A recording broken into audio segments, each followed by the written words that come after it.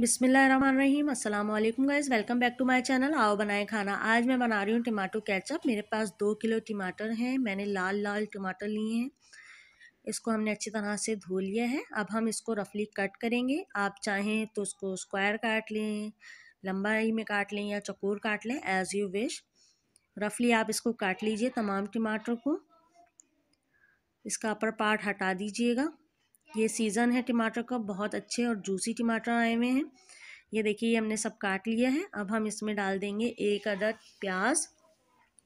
प्याज को भी मैंने रफली कट किया हुआ है। 4-5 मेरे पास लौंगे हैं और दालचीनी के छोटे टुकड़े हैं, इसलिए मैंने 2-4 लिए हैं। आप जो है एक बड़ा टुकड़ा भी डाल सकते हैं।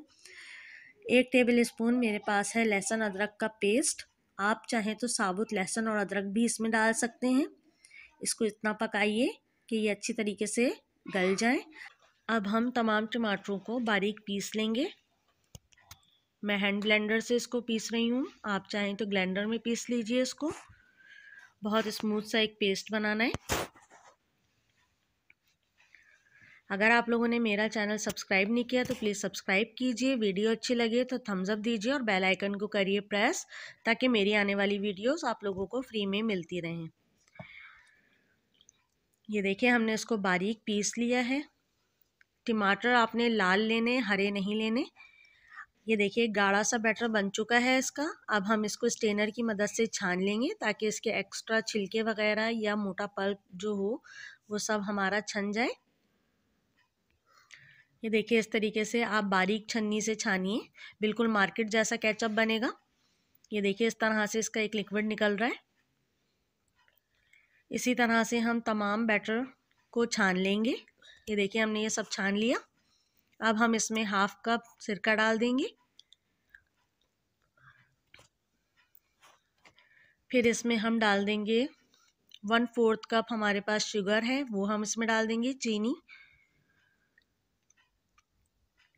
1 टीस्पून हम इसमें डाल देंगे। नमक हस्बे जायका है, आप अपने फ्लेवर के मुताबिक डाल लीजिए। इसको अच्छी तरीके से कर लीजिए मिक्स।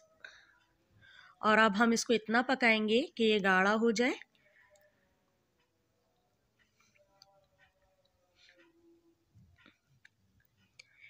ये देखिए, बैटर हमारा काफ़ी हद तक गाढ़ा हो गया है। केचप काफ़ी हद तक तैयार हो गया है। अब हम इसको चेक करते हैं। एक प्लेट में हम इसको डालेंगे और थोड़ा सा टेढ़ा करके देखेंगे कि इसमें से पानी तो नहीं निकल रहा और ये जम रहा है, तो इसका मतलब है कि हमारा केचप हो गया है तैयार। अब हम इसको कर लेंगे डिश आउट।